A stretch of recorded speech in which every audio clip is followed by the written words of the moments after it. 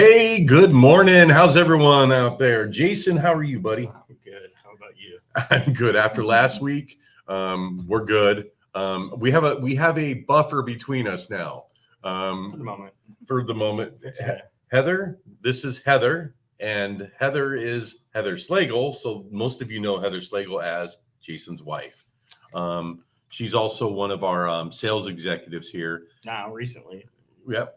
And she's actually doing a great job, and we're having a good time, but we're not here to talk about that. We're really here to talk about, I think it's the importance of getting your team together, right? Yeah. And really, the real reason I brought Heather in is she's been coming to some of our social gatherings for quite some time, is, my plus one essentially.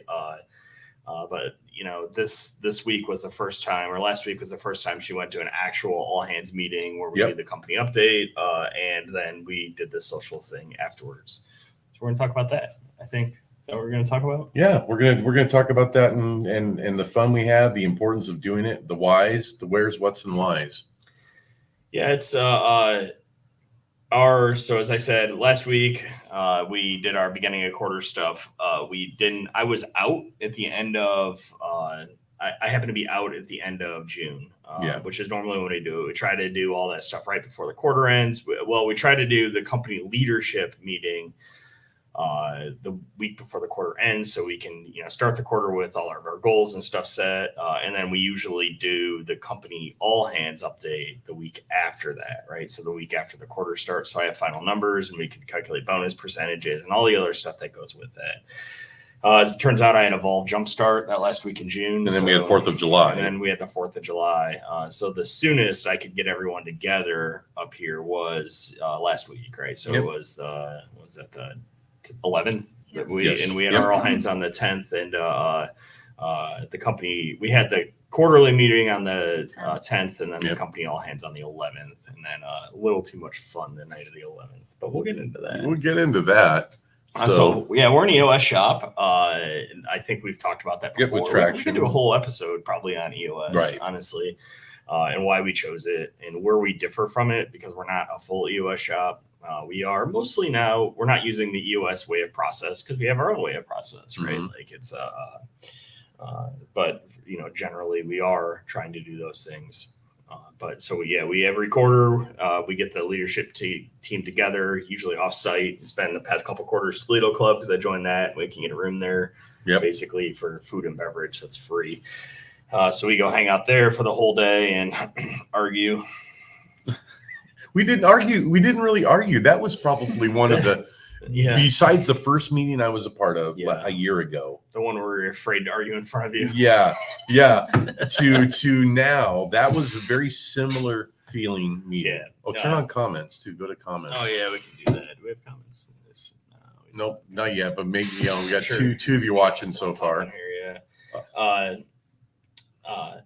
It was, they're not contentious unless there's contentious issues. Right. And I feel like, and Alan, I think, commented on it at the company all hands, I feel like we are actually relatively aligned at the moment.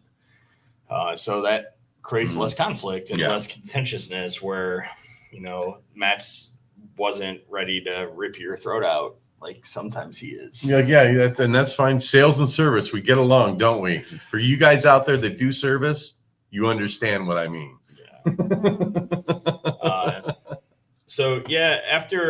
After we do the company quarterly, then we always give.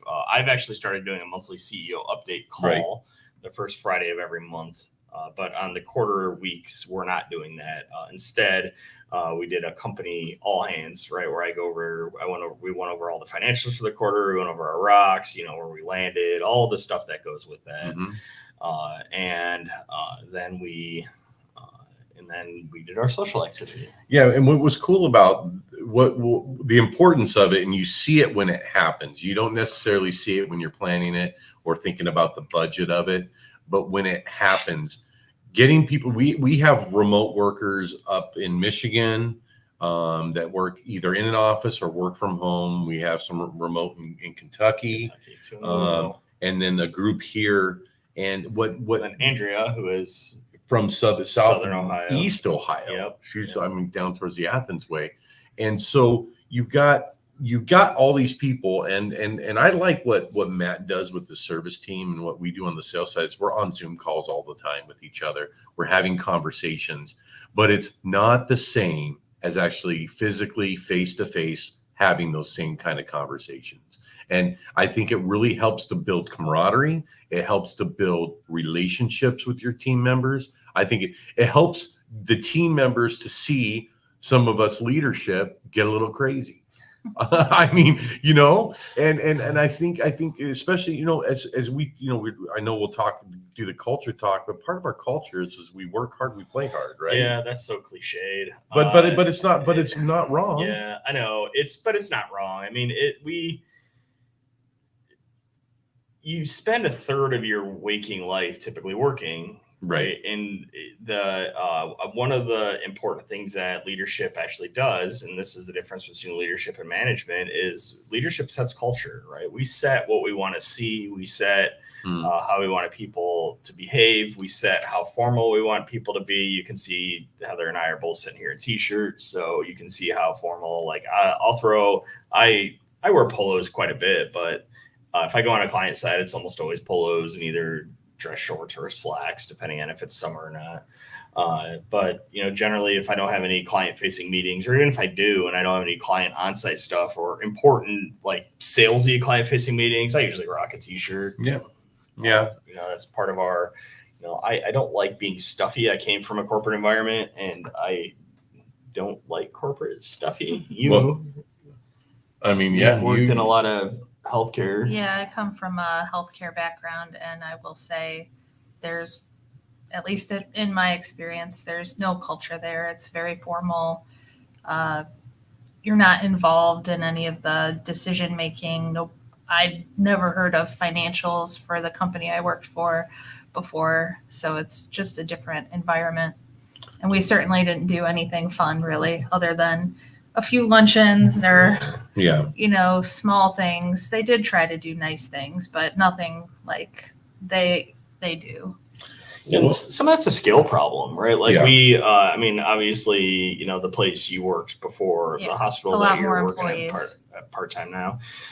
You were, it was hundreds of employees, and it's really hard it takes a lot of mindful effort to try to keep culture at that.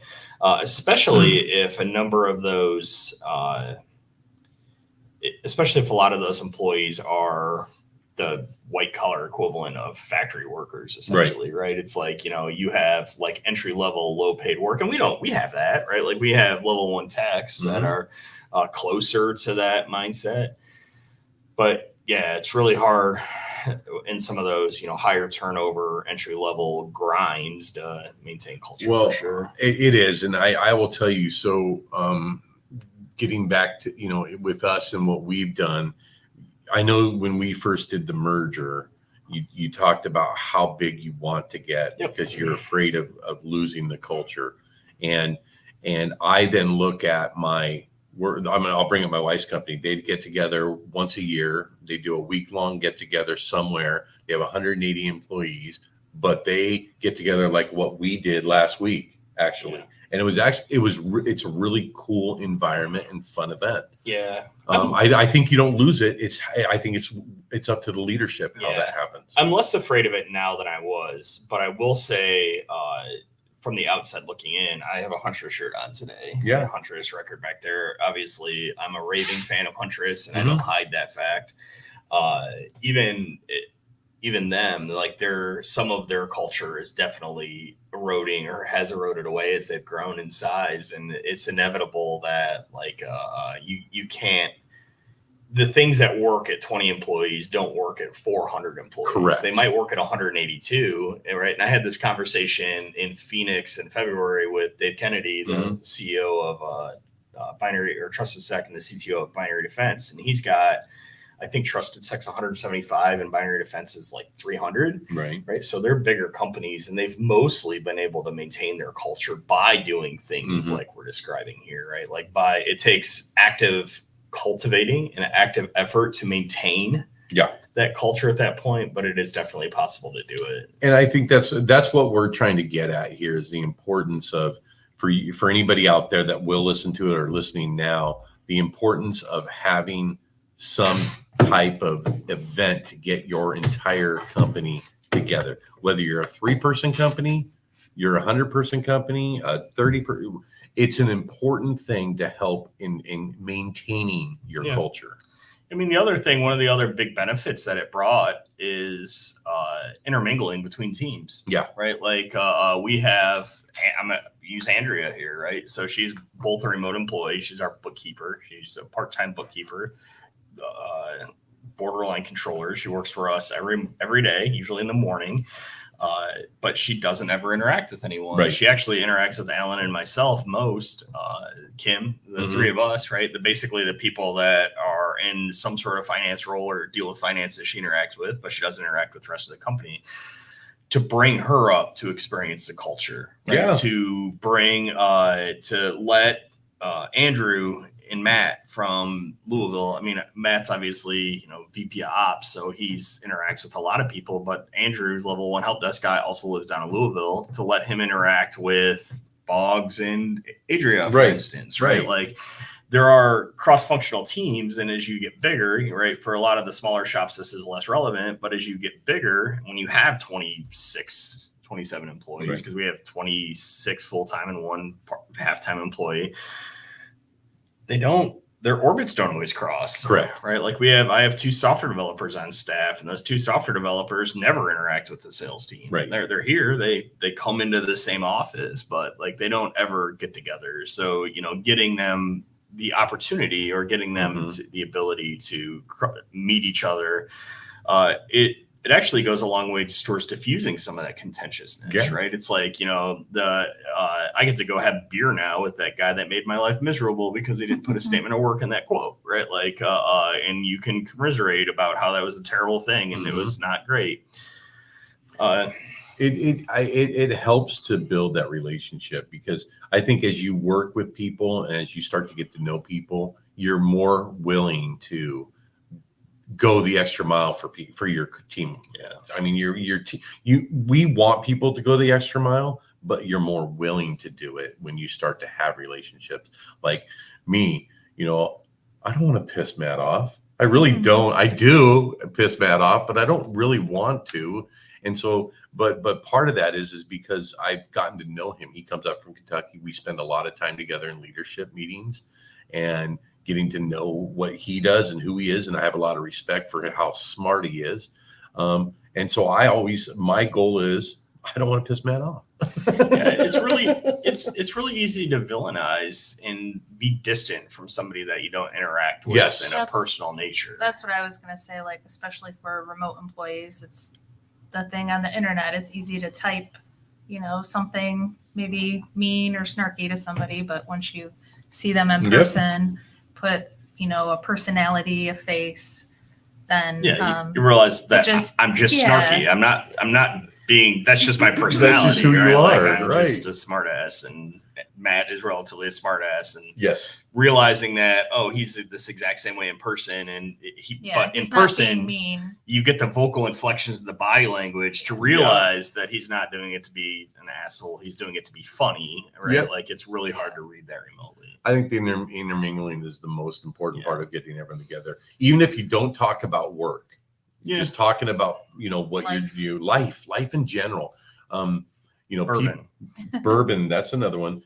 People want to do business with people they know, like, and trust, right? But people also want to work with people for those same that they know, they like, and they trust. And so I believe that really helps. If you don't have the budget for it, figure out how to get the budget for it, but get your team together. Well, and back to budget, I was going to say something I just noticed from, working outside of this industry too, is that you guys have like almost zero turnover as far as people quitting goes. So it costs some money to have these benefits, but it might save you money in the end because you're not having this constant turnover. Right. And Training people is and- expensive. You Yeah. are paying somebody to train them while you're paying them to work, while you're not getting any real work output from them. So Correct. yeah, the little bit of money. I've never understood that. I've never understood companies that will let somebody go over like a $10,000 salary request that they wouldn't fulfill, but then they'll spend the next 9 months ramping their replacement up that may or may not end up being as good. Correct. Yeah. It does. I think a good company culture and a good relationships amongst the teams helps to build that. Yeah. And you're right, very low turnover. I mean, I haven't seen that before in companies, and being a part of this, it's kind of nice to see, because I mean, there are times where we get at each other and we need to get this done, but it's all for the common good of the client. Yeah. And I think we all work towards that goal because we all understand it, and we all know the path where we should be on, and we try to keep each other on that path. Part of that is because we get to know each other and we get to spend time together. And So- we're doing this every quarter, though. We too. are. I'd like to actually go back up to Revved Up Fun Yeah. in September. Mhm. Yeah, and that was fun. It That was wasn't great. that much money. I mean, as we get bigger and we have more remote employees, there's probably a $5,000 gathering. So Yeah. it's not super expensive, but I mean, it's not cheap, right? I had 10 hotel rooms because of out of town people. Mhm. Like I had to cover flights and car mileage. We fed everyone multiple meals, right? Like we did a pedal pub. Yes, we did. You guys can all ping me offline for some Photos. their photos and or pros and cons of doing something like that. I definitely have some tips there. Yeah. We came back to the office after the pedal pub and got into all the bourbon and stuff. And in the hindsight, I should Don't have do followed. that. I should have followed my rule, which is like after 10 p.m. the only place you go is the hotel. And Mhm. that would have been the right call. Yeah, but everyone knew the hotel bar closed at midnight, and people went well past that. Yeah. But that's okay. That's all right. Hey, what did It's we get to another do yesterday, Jason? Well, before we get there, I'd like your thoughts Okay. on these meetings. Like, obviously, you sat through our AllHands for the first time, and you've done the social components of them several times, but you've never actually sat through the actual mindful, curated piece of what we tried to do. The business part of it. Yeah, Yeah. I mean, like I said, I come from a healthcare background, so we're not privy to any of the goings on. We came up with this policy, do it. You guys put a lot of thought into everything you do, I think, and I think it's awesome that you are so transparent with your employees about everything, how you came up with this idea, or even budgetary numbers. I think it's awesome. You said, and you'd mentioned earlier just that the companies you've worked for, you haven't seen that, and Yeah, I think- no, not at all. yeah, because I mean, how can an employee help you reach a goal they don't know the goal is? I mean, to be fair, a lot of these principles that I try to apply here, I didn't make them up. I worked at a company before I came back to CNWR called Authentic Response, and we were a market research startup, Mhm. right? And we were a Union Square venture. Okay. Fred Wilson, Brad Feld funded, Matt Blumberg funded startup, and startup culture. A lot of it is about transparency and about sharing and about culture and about alignment, and that really resonated with me. Mhm. Like startup culture has been something I've chased for a long time, and something that I'm enamored with, and something I think is really cool. And so I've tried to bring some of those same things here, right? And I believe there are healthcare companies that are closer, like Cover My Meds, for instance. Mhm. Yeah.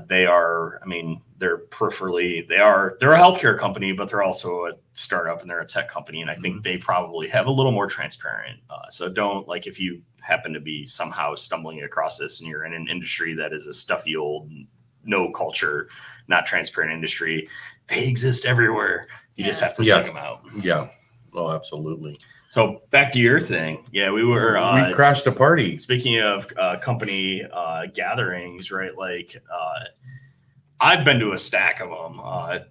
Last year, December maybe, I crashed one of ConnectWise's ELT offsites and hung out with those guys. And last night we went up to Tom's house with some small beginning gathering. Right, there were a couple of Tom's wife, Cass, works for Blumera in sales, and Blumera is doing their company offsite in Detroit, and there were a bunch of people getting in earlier with nothing to do. So Cass and Tom had them all to their house for dinner. And Brett and I crashed it and hung out there for a couple hours and had delicious smoked meat. Oh yeah, Tom knows how to grilled smoke chicken. meat. And good camaraderie. And it's the same thing, right? Like you can see that they're very much trying to cultivate culture, right? They're very much, and they've gotten to the point, right? Like we talked about size and how it matters, right? Like one of the things that they were kind of commiserating on is one of the threat analysts was saying how it's so much harder to go to conferences now because of their size. They just can't afford to send as many people as would like to go. Right. So. Well, it was neat being an outsider for that because, us being the insider for what we what we do and when we get together, it was neat seeing them get together and just we actually got to be a fly on the wall and watch them interact with each other. And I was funny. I'm sitting on the couch and one of the people comes in and says, "I know you." And I said, "No, you don't. I'm not with Blumera." Oh, but the thing is you get these people together and it was neat to see them talking like they had never spoke before and that they were but they're on Zoom calls together. They're on the same team, but one of them lives in Marshall, Michigan, and the other lives in Connecticut. And their team is much more spread out than ours, and they've grown. It was neat to see that because that is probably what somebody would have seen in our group if they were an outsider. The pilot of the pedal pub. Yeah, the pedal pub. You may not want to do a pedal pub for your first one. I'm just gonna say, just if you want proof, DM him. None of us know what we're doing, right? Like we kind of just try to improve and make things better. So I emulate a lot of what I see. And I'm like, oh, that was really cool. That thing I went and crashed at ConnectWise was cool. Like maybe we can steal, two of the ideas out of it and bring them and make them our own. I'd like to have, for instance, she's going to shoot me. I'd like to do a pool party at the house by the end of the summer at some point or another, right? Like, I liked the feeling of getting everyone together at Tom's house. I'm sure I could convince him to, bring some smoked meat down. We could smoke some meat at my place and, just have everyone over. We have a giant pool and I think people would like to come over. We could get cornhole out and, that's an easy gathering to just invite people. I don't think I'll, bring the Kentucky people up. Like, I mean, well, hey, if you want to, Matt would probably come up anyway. But I don't know that I'll put 9 people up in hotel rooms for that. And maybe I would. I don't know. Definitely not 9. Definitely people not 9 house. people at our house. Oh yeah, all on the living room floor. Here's sleeping bags, sleepover. Get tucked in by Heather. So, final thoughts. Start with you. Final thoughts for me.